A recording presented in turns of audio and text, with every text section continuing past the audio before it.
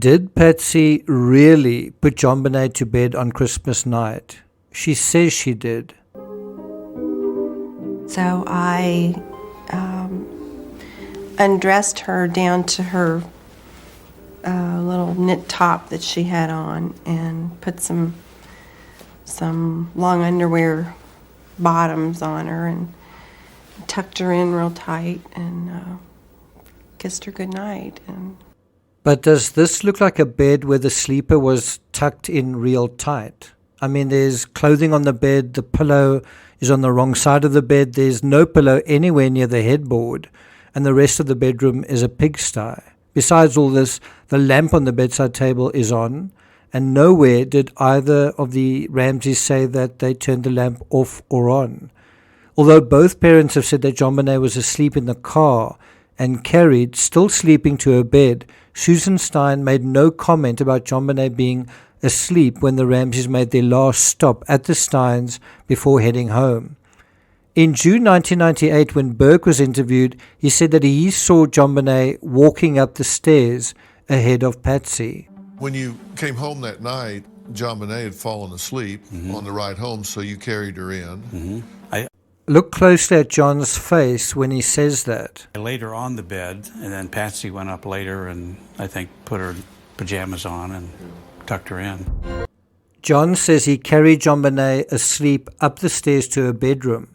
The intruder narrative may be true, but what is the alternative if it isn't? I got nightmares in my head, I fear.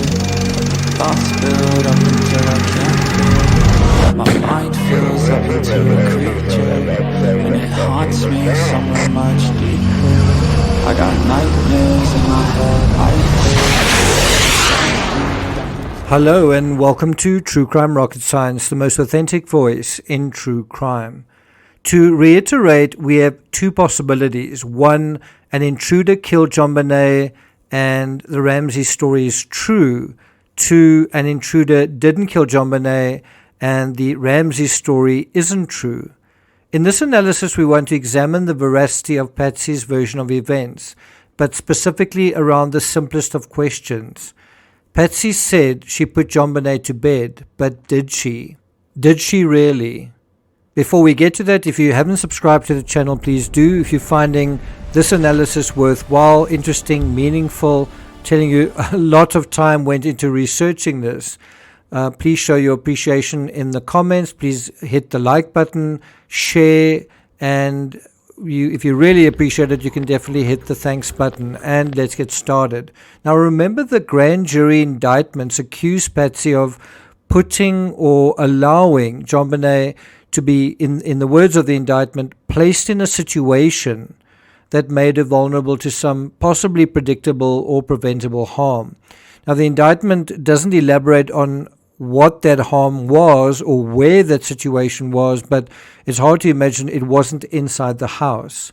Although the indictment never uses the word neglect, it comes closest when it uses another term, recklessly, in the sense of recklessly allowing the little girl to be left in harm's way. Now, think about a parent being reckless with a child. Doesn't that equate to neglect? And so, was Patsy reckless? Was Patsy neglectful? If she was, in what ways was Patsy possibly reckless? Since none of us were party to the grand jury investigation and what evidence was led, we can only speculate. But one thing we know was that the grand jury rejected the intruder theory. Now consider this. If an intruder didn't kill JonBenet, and if JonBenet wasn't killed in the basement but somewhere else, who in that house was capable of carrying her from wherever all the way down to the wine cellar in the basement? Now, what we also know is that John picked JonBenet up and carried her from the basement, and this was at a few minutes past 1 that afternoon on the day after Christmas. He carried her from the basement up the stairs all the way up to the first floor, where he laid her on the carpet under the Christmas tree. And so it's hard not to see almost a mirror image of this description where John says on Dr. Phil, JonBenet had fallen asleep on the ride home, so you carried her in. I laid her on the bed. And I have to say, hard copy makes it sound positively like a fairy tale. Everyone sound asleep in the house. But is it true? Christmas night in the Ramsey house. JONBENET is tucked snugly into her bed, dreaming about her brand new bike. John and Patsy Ramsey are down the hall in their room, presumably fast asleep. Brother Burke is sleeping in his room. But how much of that fairy tale version of events is true?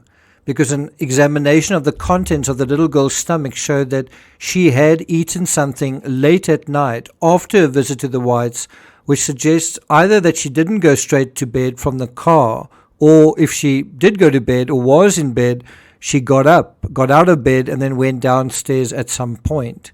JONBENET's bed, for my money, doesn't look like any snug, cozy tucking in took place. What do you think? Also, where is her pillow, and why was there a pillow in the kitchen downstairs? Who did that pillow belong to? How did it get there?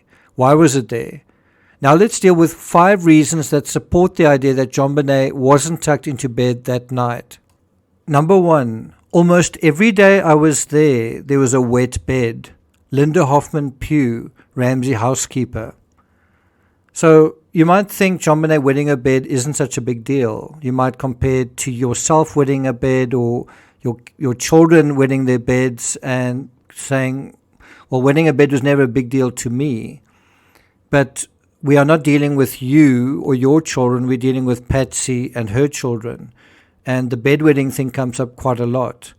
And it wouldn't be a big deal if it was random and infrequent, but yeah, you've got a housekeeper saying, almost every day I was there was a wet bed. That is quite a lot. And if the housekeeper is right, and if JONBENET was wetting her bed every day, then it may have been a big deal. The housekeeper also said, in the summer of 1996, JONBENET started wearing those diaper-type underpants pull-ups. She even wore them to bed. There was always a wet one in the trash. By the end of the summer, this is the summer of 1996, Patsy was trying to get JONBENET to do without them. Then JONBENET started wetting the bed again. Almost every day I was there was a wet bed. This suggests there was an effort to get JONBENET to stop wetting the bed when she was 6 years old, but for whatever reason, the bedwetting persisted. Interestingly, Linda Wilcox, the housekeeper before Hoffman-Pugh, had a similar experience. Linda Wilcox told Peter Boyles, well, she did it, meaning JONBENET wet her bed, for the 2.5 years that I was there. Now we're getting a sense not only of frequency, but the sort of length of time, just how intractable this problem was. Wilcox also said that Burke was still wetting his bed at 7 years old. She also expressed her opinion on this aspect of the parents. Linda Wilcox said that their attitude to the bedwetting, she felt, was lazy. That is her word.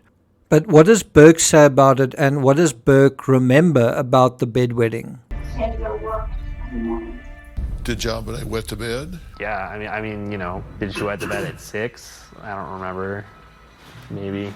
I definitely remember, like, her and me, like, wetting the bed maybe a couple times a week, 2 or 3 times a week. And it's, and I think every kid does that, and you just have to, like... That's where I disagree. Every kid does that. I don't know if that is true. Every kid does do that, but not as much and for as long and as often as the Ramsey kids. Number 2, JONBENET couldn't sleep. Now again, this is the testimony, this is the version of events from Linda Wilcox, the former Ramsey housekeeper, what she said to Peter Boyle. She said, she wasn't a good sleeper. JONBENET didn't sleep well, and John in particular would get frustrated with her trying to get her to bed, and he would put her to bed with a bottle and a video. Now you might say, what does a kid wetting her bed have to do with not going to bed? Well, possibly nothing, but also possibly something. No one can sleep in a wet bed, especially not in the middle of winter.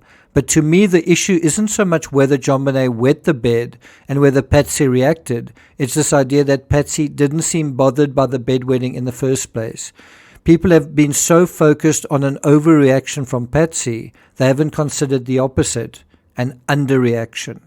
What could be the possible reason for an underreaction? And that brings us to number 3. What was Patsy's attitude to bedwetting and cleaning up the house in general? What do you think? Remember, we're trying to address the question of recklessness from the indictment. In Patsy's own words in JONBENET's America, and I believe she and John repeated the same sentiment in their police statements, was that JONBENET's bedwetting wasn't a big deal. In JONBENET's America, Patsy says indignantly, It is so minuscule in the big... I have lived through stage 4 cancer. In the grand scheme of things, bedwetting is not important. I believe her. I believe it wasn't important to Patsy, and the housekeeper says Patsy didn't seem to care about it either. John also says a few moments earlier in the same documentary, I don't know that she wet her bed much. I don't even remember that. Well, but Burke did remember, and Burke seemed to have problems that went beyond bedwetting, which brings us to number 4. Was the house neglected? Let's move away from the idea of neglecting an aspect related to the children, bedwetting in this case, and move to a more general area. Patsy was a stay-at-home mom, a homemaker, and she put a lot of stake in appearances. How much did she look after the home, the inside of the home? Did Patsy go to a lot of effort to keep the house neat and tidy, especially during the Christmas period? On December 23rd, the Ramseys had a Christmas party. 3 days later, on December 26th, the day they were supposed to leave their home to go on a Christmas holiday, the gingerbread houses from the party of the 23rd were still not cleaned up. This is those houses still sitting on a table. Do you notice what's on the left of the gingerbread houses? Look closely. And that brings us to number 5, the bowl and the iced tea. Patsy and Burke's fingerprints are both on the bowl, and yet the spoon inside the bowl is oversized. Is that the right sort of spoon to give to a 9-year-old? Also, who drinks iced tea in a glass? And why is the tea bag still in the glass? Did Patsy prepare this for one of her children, or did they make it themselves? If Patsy did prepare it, why are you not taking the trouble to put the right spoon there? If she didn't prepare it, why didn't she prepare it? And we can go on and on. Think about Patsy putting JONBENET to bed versus Patsy not changing her own clothing. Think about the overall clutter of the home. Think about JONBENET's dog. Was he looked after? Think about the broken basement window. It's been broken for months. No one bothers to fix it. Think about the alarm that wasn't turned on. So I see we are about 12 and a half minutes into this video. There's still quite a lot to say on this topic. If you feel that you've learned a few things and you feel that you want me to elaborate on a few of the points that I've made here, let me know in the comments. Thank you for listening, and I'll see you guys next time.